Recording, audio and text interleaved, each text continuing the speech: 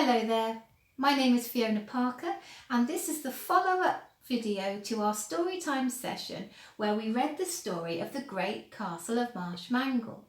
Now in the story of the Great Castle of Marshmangle there was a cat and the cat was called Pickpocket, and poor Pickpocket had his tail set on fire with smoulder glow, but thankfully there was plenty of water, or should I say soga drop, to put it out. Today we're going to draw a picture of a cat. We're going to start with their head. Now the head is a circular shape, but at the end of the top of the circle we're going to add on one of the ears. And then what we can do is come back to the other side and complete the circle. There we go, like that. And then we can add on the other ear, like so. And before we go any further, I'm going to put in some detail onto the face. So I'm going to put in some inner lines on that ear over here, and then over on this side we're going to go like that, but then we're going to give the suggestion of some fur just going into the inside of the ear. We're going to put in a little nose, pretty central to our shape. I'm not going to colour this nose in this time, I'm going to leave it plain because we have our own little cat here called Rosie, and she's a black and white cat with a very cute little pink nose. So I'm leaving that nose like that, so that if you were drawing this picture at home you can colour that nose in pink like our little Rosie's nose. We sing a little song to our cat called Rosie, Rosie, pretty little Rosie, Rosie, Rosie with the little pink nose. There we are. Now we've got the face in, we're going to put in two eyes. Cats generally have slanty eyes, but for the sake of this picture we're going to make them big and circular. And just colour in the black part of the eye like that. And then what I want to do is to create the idea that the face is two tones of fur.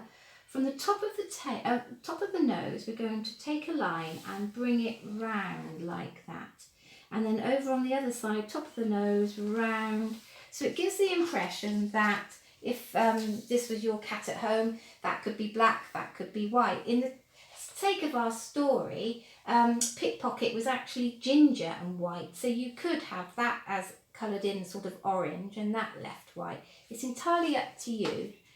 There we go. And then we're going to just start to put in a little bit of expression to our cat's face. Mustn't forget, very importantly, to put in the whiskers. And the whiskers are very quick strokes because they have to look quite light. So just do like that. Maybe do one sticking out like that as well. There we are. So they don't need to overly be thick on the picture, but they just need to be sort of finer suggestions of the whiskers. Now we're going to move on to the body. And the reason why I have my paper set at portrait today is because we're going to have the whole of the cat in and sitting up. So we're going to take our pen, and from there we're going to do a sweeping line that comes down like that.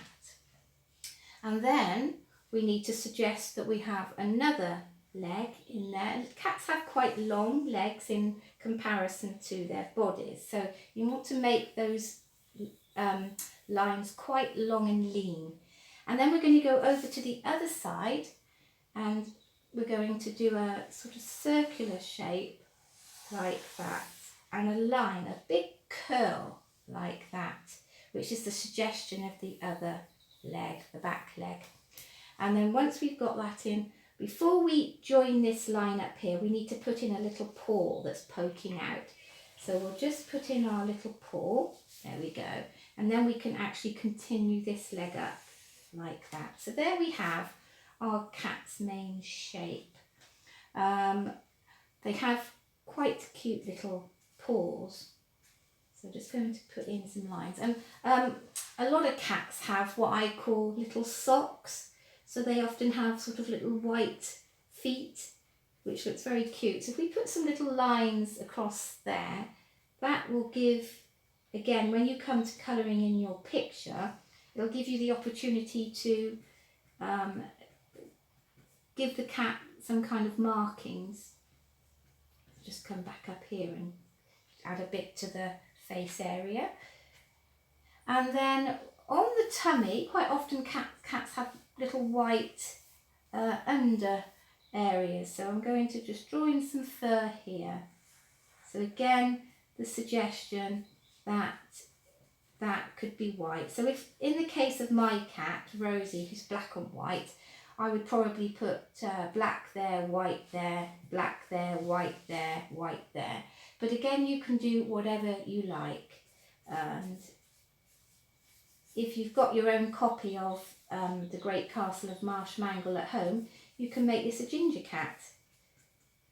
Let's put some markings on the fur, like that. And then we'll go back up to the face and we'll just put some markings on the face as well. I forgot to mention that I'm going to put a little bit of the suggestion of fur up on the ears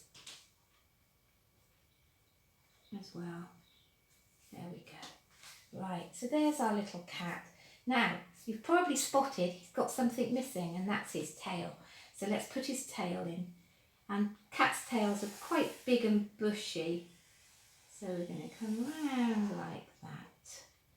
And then what we'll need to do is put in the lines for the fur. And I think we'll put a little tip on the end of the tail, so you can two-tone the tail as well if you wanted to. And we're not far off being almost finished now.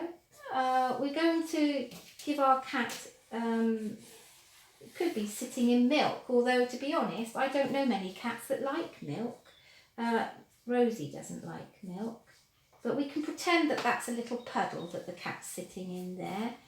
And we'll put some markings around here. What we could do is put, I was going to put in a little food bowl. So we're going to be running out of space on this piece of paper, but we can put in half a food bowl. So this is a good tip for if you want to include something in your drawing. You don't have to draw the whole thing. It's quite nice to give an impression that the picture is continuing on. So that's the food bowl. We can put some little bit inside the bowl so it looks like it's got some food in there. My cat's called Rosie. I can't fit the whole of her name in without it looking odd, so we'll take it from the O, S, I, E. There we go. And we'll just put some lines at the bottom of the food bowl, like that. And down underneath she might be sat in some water. Perhaps she spilt her water. Well, in our story, water or Soga drop was what saved the day. So there we go. We've put some water. In fact, what I'll do is I'll put some little teardrops which look like water droplets. So there we definitely now know that that looks like water. Yeah. Okay, and if you feel that your picture, I'll tell you what, I think what we'll do with this one, because I always feel like that looks a little bit bare, because she's in water, we'll have some more little water droplets just flying around. So she looks like she's been having fun with water in our picture. We'll do some slightly bigger water droplets in that case. There we go. There. And that is our picture finished, and there's a picture of our cat.